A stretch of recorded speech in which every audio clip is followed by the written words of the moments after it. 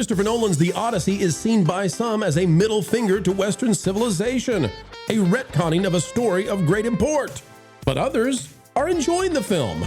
And now it looks like to us, the conflict may actually be driving the box office even higher. Today we'll talk about the conservative and centrist response to the film and whether or not it's driving a rising tide that's beating the backlash online.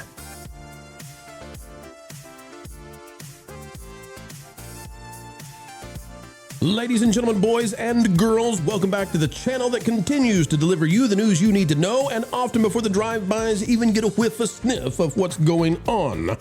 To all of our dinosaur legacy media friends out there, get in a frenzy, grab your pencil, your jumbo pencil of course, and take down tomorrow's headlines. Folks, it's time to take down the lies and navigate to the truth, capital T, click the like button, and indeed, off we go. Christopher Nolan's The Odyssey is being called a middle finger to society by some of the folks out there who did not like the film, some who feel the backlash, the ratios on the YouTube trailers was well warranted. One of those individuals is Matt Walsh, talking about The Odyssey. He says you can judge a book by its cover most of the time, and the cover of this one had a gender-confused woman in man's costume and a race-swapped Helen of Troy. We judged those to be massive red flags, and it turns out we are right. We'll play the clip from Matt Walsh, who is going after, by the way, his boss, Ben Shapiro, who loved the film, said it was one of the best films he's ever seen. And Matt Walsh came out later and said, don't listen to any conservative who says such a thing. It's a food fight. Who's right? Let's listen to Matt Walsh. Now that I've actually seen the movie, I can definitively say that every single criticism from conservatives was entirely correct on every point.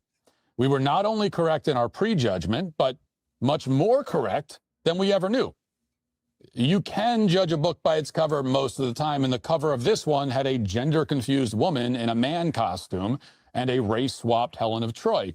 We judged those to be massive red flags, and turns out we were right. The Odyssey is indeed a 3-hour-long middle finger to its source material, to Western civilization, to white people, to Greeks, to literature, and to movie making in general. It contradicts itself to the point that every important aspect of the story, from the plot to the theme to the characterization, is reduced to incoherence. The dialogue, in the rare moments where it's even intelligible, is often clunky and heavy-handed and wildly out of place.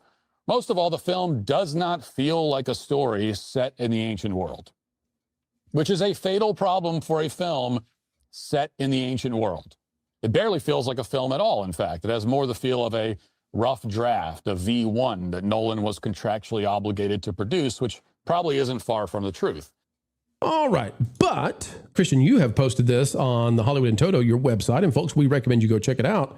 You said Christopher Nolan's Odyssey is a stunning, frustrating triumph. Now, I'm probably a little bit harsher than you are. I gave it a 6.5 out of 10. And I found the film to be not terrible, not great, just, I thought things like the artist formerly known as Page pulled me out of the movie. I was not convinced this is actually a Greek warrior in any sort of way. I thought the Helen of Troy stuff was strange. I thought that it was 2 hours of kind of atrocious stuff that we go through to get to a third act that I thought was really pretty good.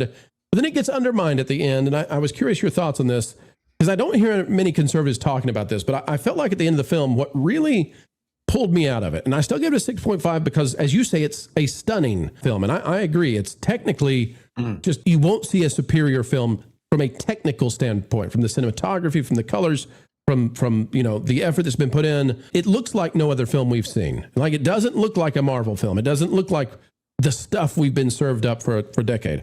But at the end of the film, Christian, the Odysseus finds out, or he reveals, that Zendaya's character is essentially a trauma ghost, and that the Trojan horse is in fact a great moral sin that he has committed, and that he has lived with this, and that's what has caused civilization itself to fall apart, that he is one of the sea people, or whatever it is they're talking about. And I thought it retconned the Odyssey into Odysseus not being a superhero at the hands of the gods, sort of a Job-like character, you know, suffering from the gods, but rather than that, he is his own worst enemy who committed an atrocity and has to suffer for it.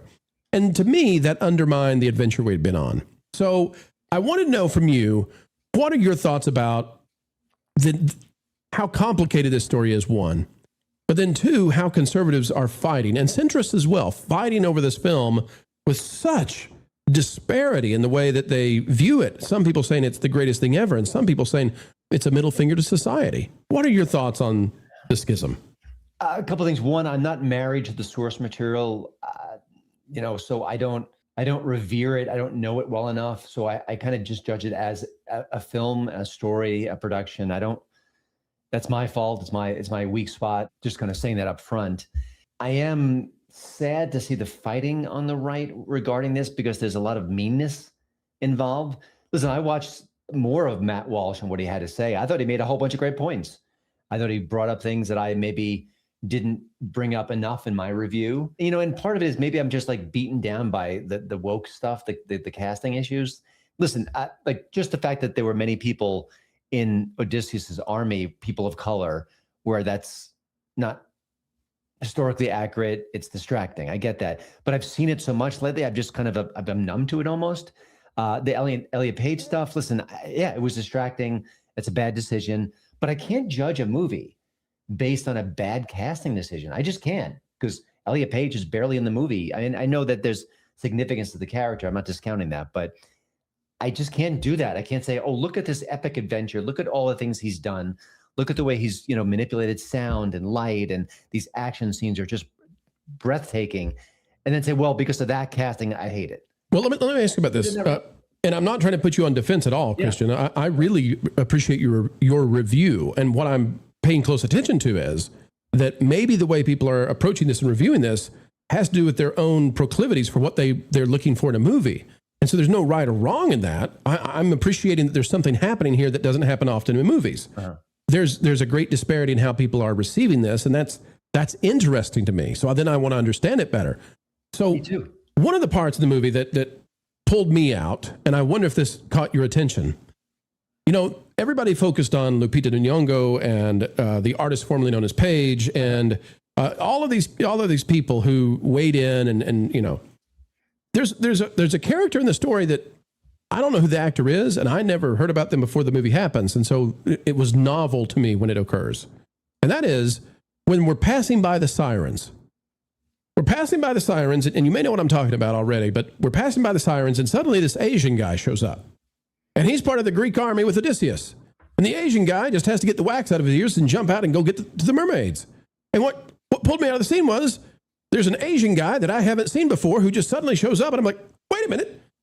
There's an Asian guy here, and I haven't seen him the whole movie, and his only job is to die? Like, Asian guy just shows up. And so it reminded me of South Park. I was like, seriously? There's token Asian Greek soldier who just shows up for 2 minutes so he can leap in the ocean and go drown.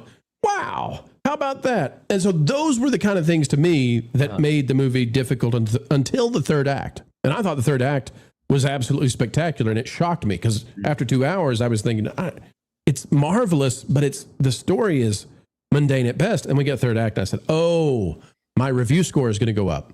Uh-huh. So did those sorts of things pull you out at all?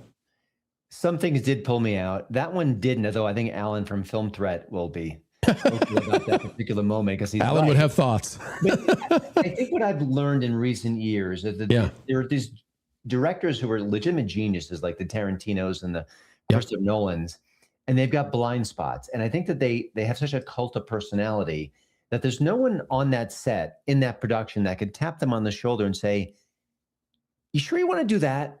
That seems like a distraction. That doesn't seem genuine or organic.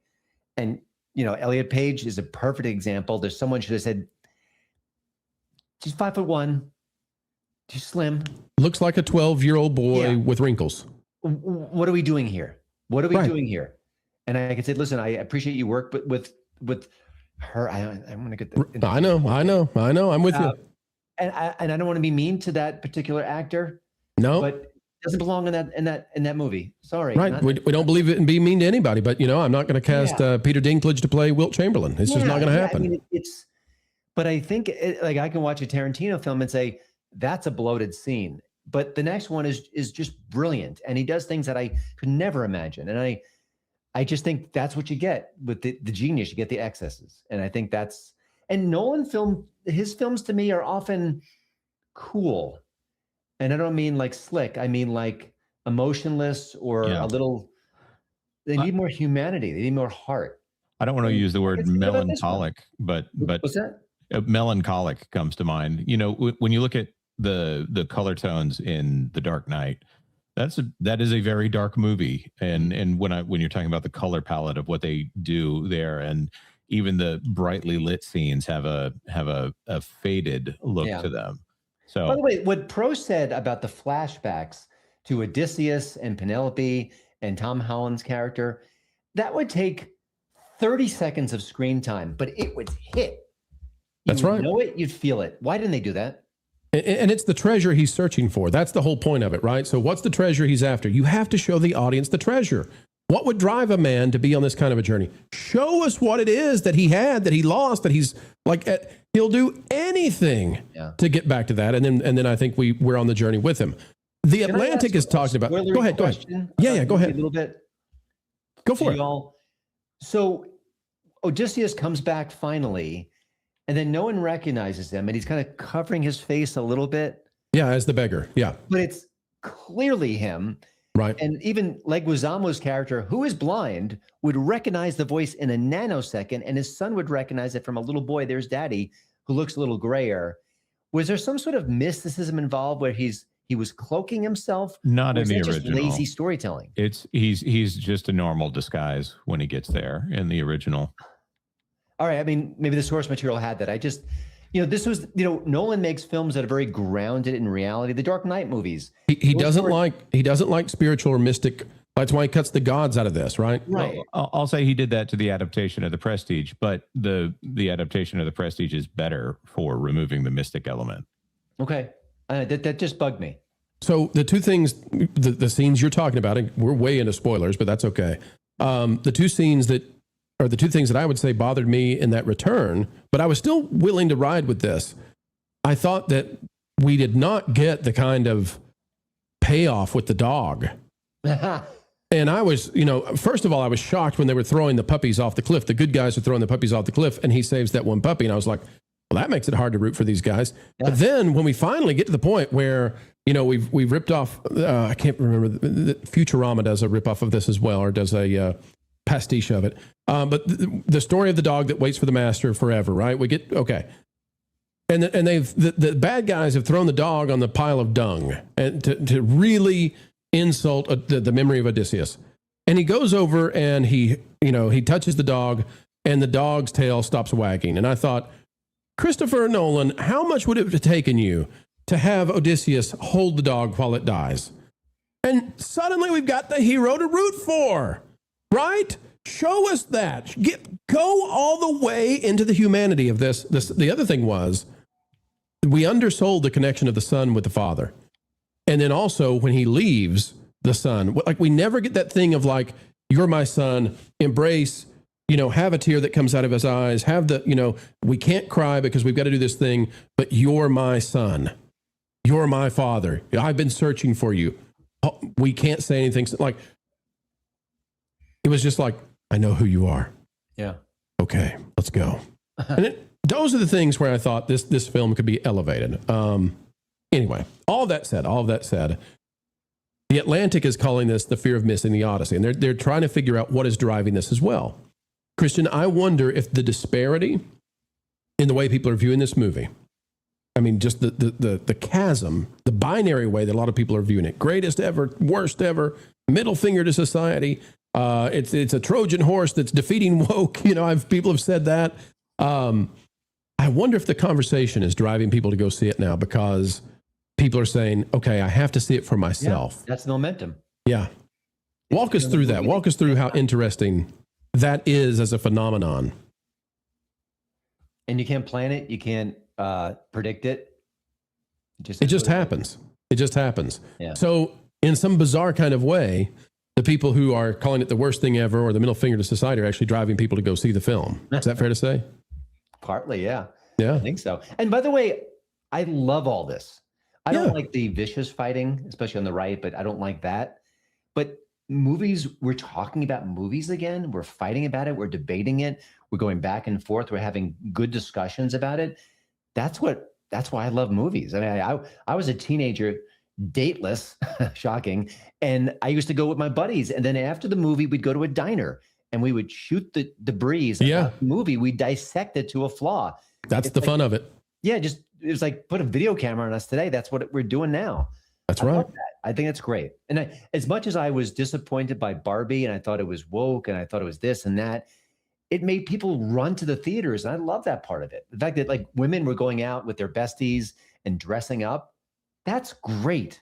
Even if I didn't love the movie, I love that element of it. And one of the best parts about Barbie, the funniest cultural threads there was the idea that the Kens were the oppressed and the Barbies were the oppressors. And it was never intended to be part of this. That was not an intention of the writers of the script. And this comes out. I love the back and forth of that. So I'm with you completely. Folks, you may have loved the Odyssey. You may hate the Odyssey, but just remember, it's a movie. And be kind to the people who have a different opinion than you. And keep in mind as well that the Odyssey is being seen through very interesting lenses. The woke view this as their cause to celebrate because they defeated Go Woke, Go Broke. There are those on the right who say this is a Trojan horse. Nolan has tricked Hollywood into embracing the values of Christianity. And there's all kinds of opinions in between. So the conversation goes on. The second weekend will be incredible. And we will be watching to see does Spider-Man swing in and take the legs out of the Odyssey. Nobody knows. But here we go, folks, into entertainment and into the fun of discussing the things. Folks, that's our story. Tell us in the chat, in the comments, what do you think about the Odyssey and where do you land? Matt Walsh, Christian Toto, Ben Shapiro, Pro. Jonas doesn't have an opinion on thing. He's still got to go see it. Jonas, you ready to sacrifice 3 hours? No, I'm going to go see Oh Brother, Where Art Thou again. When you stick around for the entire video, it really does help the channel. And we're so appreciative of that, ladies and gentlemen. Imagine that you would stick around and hear everything we have to say. The studio is glistening because you're listening each and every day. If you're not yet subscribed, well, you should be. And click that like button. Until the next time, keep learning, keep growing, and as always, keep having fun.